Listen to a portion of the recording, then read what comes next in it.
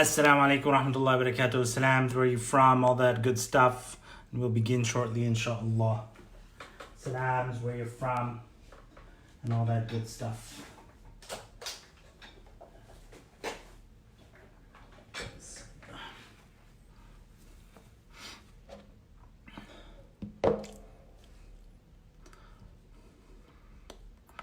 Salams, where you're from, and all that good stuff.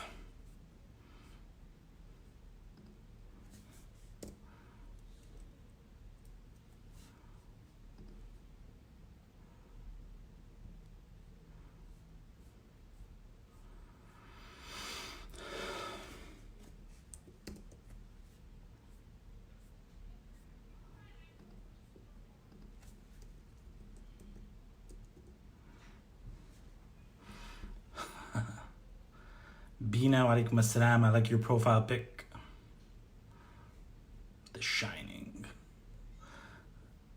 Iman in Belgium, wa alaikum assalam. Lina, wa alaikum assalam. Arif, ahlan wa sahlan. Samia in England. So we have hit 100 people.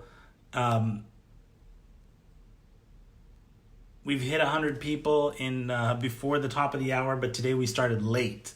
But it is possible. We can still do it. Mari Iqbal, wa alaikum assalam from the kingdom. Patricia, wa alaikum assalam. Saliha in Chicago, wa alaikum assalam. Mustafin, wa alaikum assalam. Salam from Barcelona, wa alaikum assalam. Barcelona, Allah keep you guys safe. Zaib in Newcastle, wa alaikum assalam. Zulaykha in Nigeria, alaikum assalam. Hawa in Nigeria, tuning in every day. Jazakallah khairan. Alaikum assalam. Sadaf, front of the computer. From in front of my computer. All right, we hit the top of the hour and we hit our number. So let's just call it even today. Let's get started. Take one. Assalamu alaikum wa rahmatullahi wa barakatuh. Good morning, Vietnam. Today, inshallah ta'ala, we're talking about don't be sad, which is actually a really interesting topic. So to start off, let's look at the seerah of the Prophet ﷺ in the Hijrah. So the Prophet ﷺ, the command was allowed. The Muslims were living in in Mecca. They were persecuted. And then permission was granted for the Muslims to migrate to Medina. So the Muslims left, and the last person to leave, pretty much, except people who were unable to leave, was the Prophet ﷺ. There was a plot to kill the Prophet ﷺ, and he left in the middle of the night. I won't go into detail, and a lot of you might know the story already. But the strategy of the Prophet ﷺ was to go to a cave that was actually pretty near to the Kaaba. In fact, if you're at the Kaaba, you can walk to that cave. It might take about an hour to walk to that cave, which is not very long. So you'll see that as everybody kind of like raced out of Mecca to chase the Prophet ﷺ, Prophet ﷺ went in a different direction and actually was very close to them. And they were going to hide out in that cave for some time until you kind of like the mushrikeen, the heat of the chase calmed down, and then they would proceed on their way and take a different route. So here's the interesting thing. When they were in that cave, the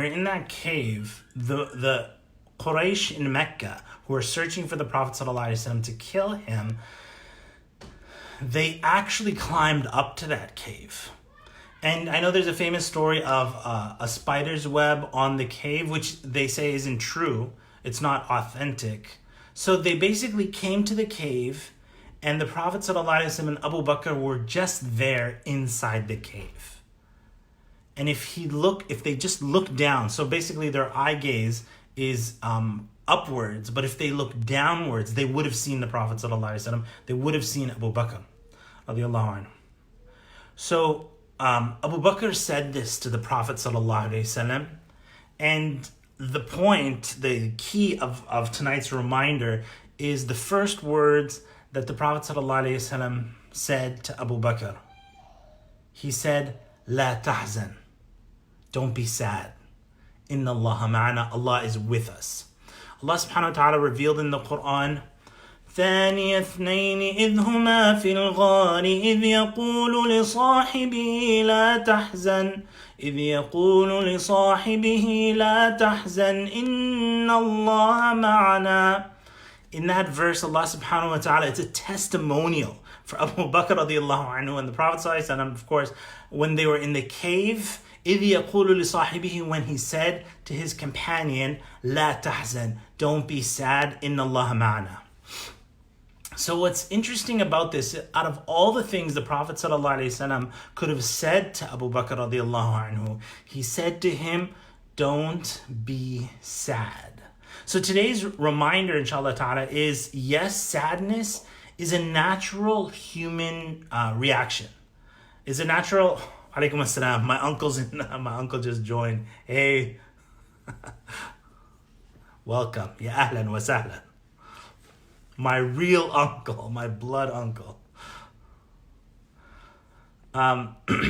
So being sad is a natural human reaction, and that's understood. But you'll find that Islam and the guidance is to, it's a not encouraged emotion. It's not like, hey, you're sad, let's wallow in sadness, let's encourage the sadness, let's intensify the sadness, let's there's nothing, so and so. So that's not what's encouraged in Islam. I'm going to show you guys, inshallah ta'ala, today that the encouragement is for somebody to move away from sadness and be happy. And I'm reminded even, remember when we were talking about in one of the reminders about Khadija radiallahu anha, and the Prophet sallallahu alaihi wasallam said, I feared for myself.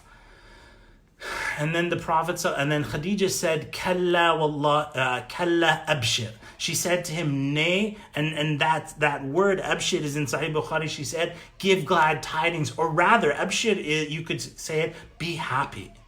Have glad tidings, be glad, be happy. La yukhzik Allahu abada. Allah will never allow you to be disgraced. And so the Quran, Islam, our deen guides us to move away from sadness and move towards happiness. So let me give you examples of this. In this ayah, this is 16:127, Allah subhanahu wa ta'ala says, وَاصْبِرْ وَمَا صَبْرُكَ إِلَّا بِاللَّهِ وَلَا تَحْزَنْ عَلَيْهِمْ وَلَا تَكُ فِي ضَيْقٍ مِّمَّا يَمْكُرُونَ. Allah subhanahu wa ta'ala says, and be patient, O Muhammad sallallahu alayhi wa sallam, and your patience is not through Allah, and do not grieve over them. Don't be sad over them. وَلَا تَحْزَنْ عَلَيْهِمْ. In another verse, Allah subhanahu wa ta'ala says, وَلَا تَهِنُوا وَلَا تَحْزَنُوا وَأَنْتُمُ الْأَعْلَوْنَ إِن كُنتُم مُؤْمِنِينَ. So do not weaken and do not وَلَا تَحْزَنُوا, and don't grieve and don't be sad. وَلَا تَهِنُوا وَلَا تَحْزَنُوا وَأَنْتُمُ الْأَعْلَوْنَ إِن كُنتُم مُؤْمِنِينَ. Allah subhanahu wa ta'ala says in another verse, قُلْنَا اهْبِطُوا مِنْهَا جَمِيعًا. And I love this verse. This is when Adam and Hawa were expelled from paradise. They were expelled from paradise. And when they were expelled, Allah subhanahu wa ta'ala says to them, go down from it, all of you.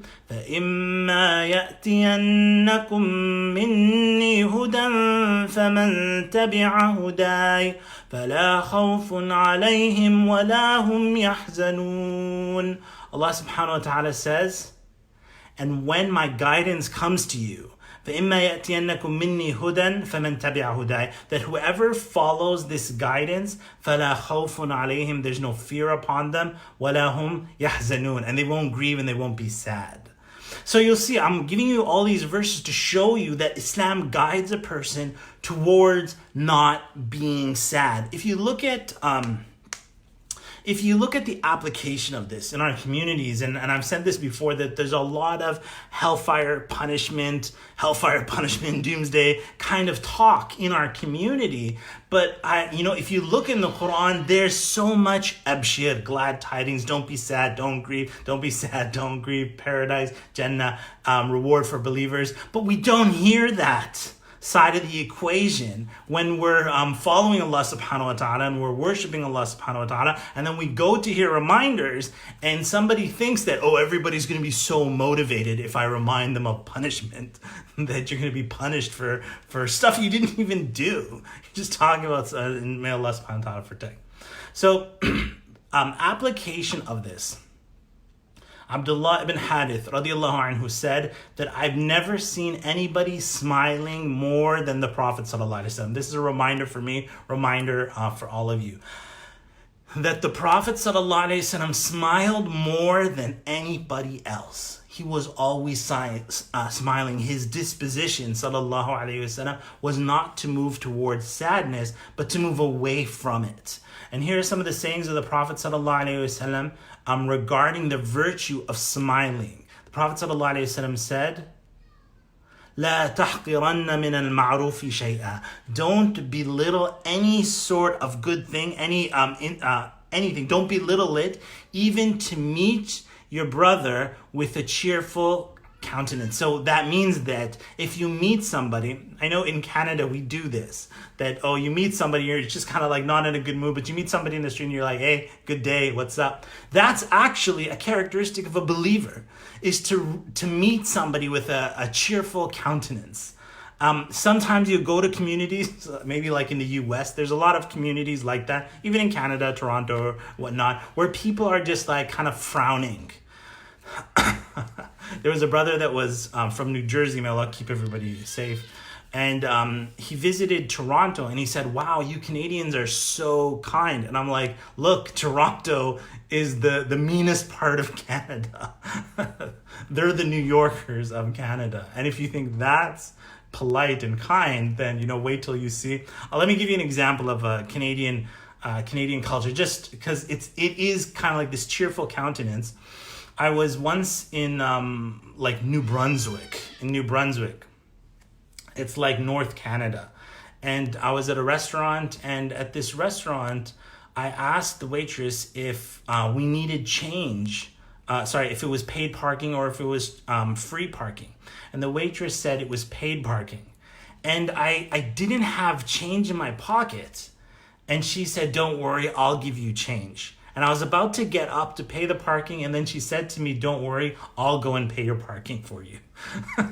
So cheerful countenance, this is actually characteristic of a believer, that we should meet each other with a cheerful countenance. And if you're in your isolation in your home, it's very easy to fall into frowning and I'm tired and I'm dehydrated, because I am dehydrated. Not drinking enough, bismillah. And this is my right hand. But this is sadaqah. It's a charity. So a charity is like you put in the effort to meet somebody with a cheerful countenance. Another example of this, the Prophet ﷺ said, every act of kindness is charity. And part of that charity is to offer your brother a cheerful face and pour some of your bucket into his water vessel. So part of that charity, every act of kindness is charity, and meeting your brother with a cheerful face is charity. And that's your brother, somebody outside of your family. And today here with your family is to, you have mercy with if you have little children in the house and brothers and sisters and uncles and aunts or whoever's in the family with you, to put in that extra sadaqah, that extra charity, to smile at them, to have a nice face. And this is your sadaqah. And it also, not only are you giving sadaqah to this person, but the payback for you is it wards away sadness. It wards away sadness, because it's interesting. Your face and your smile, if you ask the question, what came first, the smile or the happiness behind it? And people say, oh, if you're happy, then you will smile. But it could be the opposite. When you smile, you become happy. So actually your physical body then sends a message So your physical, so when you put this countenance, you're giving charity, sadaqah, to somebody else, the charity comes back to you and you start to feel happy on the inside and you're feeling in a better mood and so on. So the action for today is this: do tons of charity with your family and smile and show a beautiful countenance and be merciful with your family during this isolation, inshallah ta'ala, and to push away sadness, as Allah SWT guides us in the Quran. La tahzan. Don't be sad. Jazakallah khair, everybody, for tuning in. Great session today. See you tomorrow, inshallah ta'ala. Visionaire Ramadan is ready. Assalamu alaikum wa rahmatullahi wa barakatuh.